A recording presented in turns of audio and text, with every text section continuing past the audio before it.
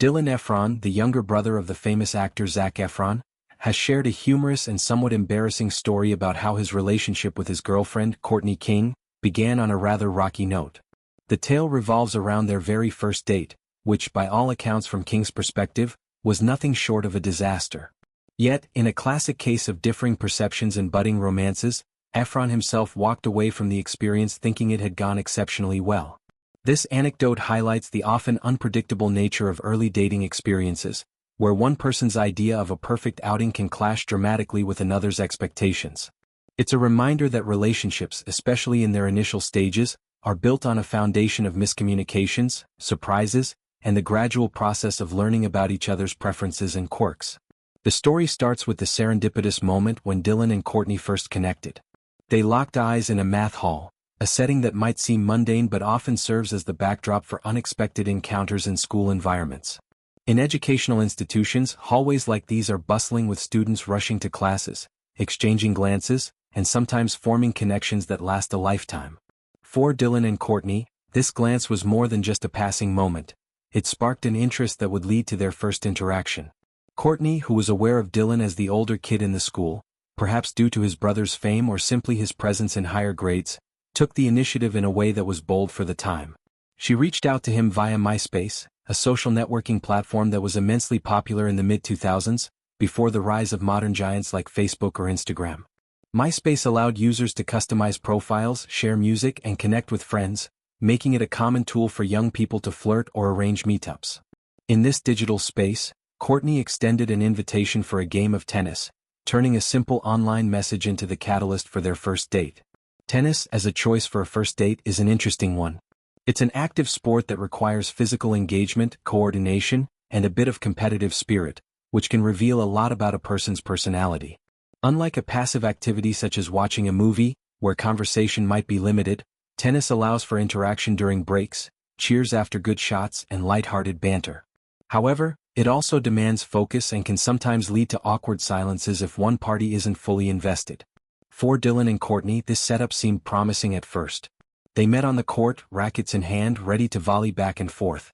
The game proceeded, with the sound of balls hitting strings echoing in the air, perhaps under a clear sky or in the warmth of an outdoor court. But as the match unfolded, an unexpected turn occurred that would define the date's infamous status. Midway through the game, Dylan decided to take a break to quench his thirst. He excused himself and headed off to get a drink from Jamba Juice, a popular smoothie chain known for its fresh fruit blends, acai bowls, and health-focused beverages. Jamba Juice outlets are often found in malls, near gyms, or in standalone locations, offering a quick refreshment option for those in need of a boost. Dylan's choice to grab a drink wasn't inherently problematic. After all, staying hydrated during physical activity is important. However, the faux pas came in his oversight.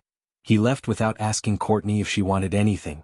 This small act, or rather omission, can be seen as a classic dating mistake, where one person fails to consider the other's needs or comfort. In the context of a first date, such gestures are crucial for showing thoughtfulness and interest. Leaving someone waiting on a tennis court, possibly sweating and tired, without offering to include them in a refreshment run, can come across as self-centered or oblivious. From Courtney's viewpoint, this incident sealed the date as an awful one. She was left alone on the court, perhaps pondering whether Dylan was truly interested or if he had lost enthusiasm midway. The wait might have felt longer than it actually was, amplifying feelings of awkwardness or rejection. In relationships, these early moments are pivotal. They set the tone for future interactions and can either build trust or create doubts. Courtney's reaction underscores a common theme in dating stories: the importance of reciprocity and attentiveness. She might have expected a more chivalrous approach, or at least a simple inquiry about her preferences, which would have made the experience more inclusive and enjoyable for both. Contrastingly, Dylan emerged from the date with a completely different impression. He believed it had gone great, perhaps focusing on the positive aspects like the initial connection, the fun of playing tennis, and the novelty of meeting someone new. This disparity in perceptions is fascinating from a psychological standpoint. Research in social psychology often discusses how individuals interpret social cues differently based on their own experiences, expectations, and even gender roles. Men and women, for instance, might prioritize different elements in a date. Some value conversation, others physical activity, and still others small acts of kindness. Dylan's optimism could stem from his enjoyment of the game itself or from not picking up on subtle signals of discomfort from Courtney. It's a testament to how subjective experiences can be, especially in the realm of romance where emotions run high and interpretations vary widely. Despite this rocky start, the relationship between Dylan and Courtney persevered.